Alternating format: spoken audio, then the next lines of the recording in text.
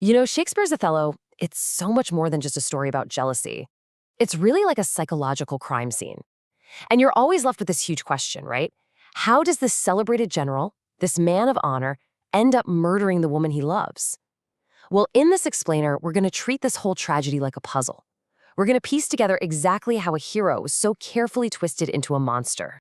And this quote right here, it pretty much sets the stage for our whole investigation. See, Shakespeare's telling us this isn't some simple how-to guide for spotting bad guys. No, it's a really deep, kind of troubling look into the mechanics of belief itself. It's about how easily our trust in someone can just be dismantled, not with a bang, but with a whisper. Okay, so this is the central question, isn't it? How on earth does a brilliant general, a man who is head over heels in love, get convinced to murder his innocent wife, all based on a few whispers and a lost handkerchief? I mean, it sounds impossible. A master strategist completely undone by the flimsiest evidence imaginable. To really get it, we've got to look past Othello himself and start by examining the trap that was built just for him. All right, let's dive in. First up, the architect of doubt. So we got to start with the manipulator, Iago. And here's the thing about him. He's not just a liar, not even close. He's more like a brilliant, terrifying director. He doesn't just tell Othello a new story, he literally stages a whole new reality for him to walk into. And this is absolutely key. Iago's real weapon isn't the lie he tells. It's his performance of being sincere. You see, Othello doesn't actually fall for the so-called evidence. He falls for the show. Iago's power comes from this reputation he's built up, this honest Iago brand. Othello trusts the source, so he doesn't even question the information. So how does he do it? Well, it's not random. It's a calculated, almost theatrical process. Think of it like a 4-step playbook for building a narrative trap. First, he just insinuates. He never comes right out and says anything. Then, he stages little bits of evidence, like a director setting up a scene. He uses pauses, reluctance, all to perform honesty. And the final step, the most brilliant and terrible one, he just lets Othello's own imagination do all the heavy lifting. And you can see that difference so clearly here. On the one side, you've got Iago's performance, the hesitation, the half-sentences, acting like a worried friend. That's what Othello is actually reacting to. And that performance is so good, so convincing, that the actual lies, the affair, the handkerchief, the dream, they don't feel like lies. They feel like conclusions that Othello is reaching all on his own. It's genius in a horrible way. Iago basically tricks him into writing his own tragedy. Okay, so the trap is masterfully set. But that still leaves a huge question. Why did it work so perfectly on a guy like Othello? I mean, this is a brilliant general. The answer, it turns out, is a vulnerability he was already carrying around with him, this deep insecurity about being an outsider. And it all boils down to this idea of conditional belonging. Othello has power, no doubt. He's the general. But he doesn't have a true sense of belonging. He can lead the armies of Venice, sure, but he's always on the outside looking in. It's like he's constantly auditioning to be accepted by a society that never really truly lets him in. His place there always feels temporary. And Iago, he understands all these pressures perfectly. He sees every single one of Othello's weak spots. The thing is, he doesn't have to invent Othello's insecurity. He just has to push the buttons that are already there. He taps into the racist stereotypes of the time, he uses the incredible pressure Othello feels to be this perfect, honorable man, and he zeroes in on his deepest, darkest fear, that everything he has, his status, his love, could all be taken away in an instant. And this quote, man, it just gets right to the heart of it all. The poison Iago uses works so well because it doesn't attack Desdemona, not at first. It attacks Othello's deepest fear about himself, that he isn't really worthy of her love, that their marriage is some kind of fluke that society will never accept. So when Iago starts whispering these things, they feel plausible to Othello because the world has already taught him to doubt his own worth. Okay, so you have the perfect trap and a perfectly vulnerable target. But you have to be asking, why didn't anyone stop it? Where was everybody? And this is where the story gets even bigger. It stops being just a personal tragedy and becomes a systemic one, all about the rigid, broken structures of the world they lived in. And it all comes down to the system they were in, a patriarchal one where men held all the power.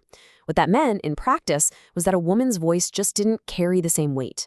Their credibility wasn't the point. their obedience was.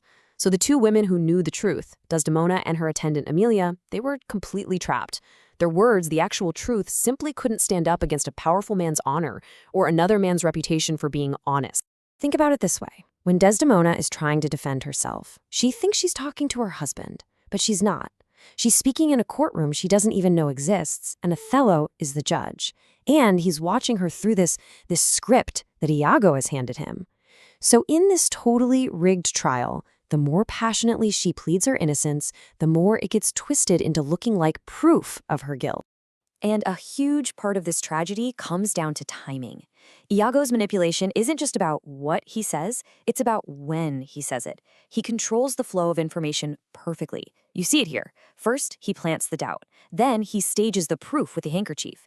Othello decides on the sentence, and only then, after everything is done, does the real truth come out, when Emilia exposes the whole plot. The truth does arrive, but it's way, way too late. So this leads us to the final, and frankly, the most terrifying transformation, the one that happens inside Othello's own mind. Because to do what he's about to do, he can't just believe a lie. He has to completely flip his entire moral compass upside down. What happens is Othello becomes addicted to certainty. I mean, think about it. Jealousy is torture, right? It's that horrible state of not knowing where anything could be true, and he can't live there anymore. He's not looking for clarification. He's looking for a verdict. He just wants an answer. Any answer, even a terrible one, because at least it'll shut the door on all that doubt. And here's how that final, terrible transformation unfolds. It all starts with love, right? A relationship that's supposed to be built on intimacy and trust. But under all this pressure from Iago and from his own insecurities, that love gets twisted. It turns into possession. Desdemona stops being his partner and becomes something he owns. And if she's his property, then her so-called betrayal isn't just heartbreaking, it's a public theft of his honor. And that leads to the final, horrifying leap. To get his honor back, he reframes murder as justice. In his mind, it's no longer a crime of passion. No, it's a sacrifice that he has to make to set the world right again. And this idea is captured perfectly here. He really does convince himself that love requires this absolute purity, and that any impurity has to be, well, corrected. So, in the end, in his own head, he's not a jealous husband committing murder. He's transformed himself into a righteous judge, handing down a sentence he believes is necessary. He's convinced he's acting not from hate, but from some warped, corrupted sense of love and duty. So, the case of Othello might seem solved. We can see all the pieces, all the mechanics of how he was brought down. But the play leaves us with this powerful warning that honestly feels just as relevant today as it did 400 years ago. And this is maybe the biggest takeaway of all. The real tragedy of Othello isn't that love was destroyed by hate. It's that love was destroyed by the need for absolute, unshakable certainty. It's a terrifying reminder of how easily our best virtues, things like honor, love, even the search for truth, can turn violent the moment they become absolutely certain they're right. It's just this huge warning against any belief system that refuses to question itself. And we'll end on this final, pretty haunting thought. The real danger, the play seems to tell us, isn't always the loud, obvious evil. So often, it's the quiet suggestion, the plausible little doubt that we let into our own minds, the one that just sits there and waits for our own fears to do all the real work. And so that's the question the play ultimately leaves us with. In our own lives, today, in a world that's just flooded with competing stories and narratives all fighting for our attention, when does our own need for a simple, certain answer become dangerous? When does it become a trap?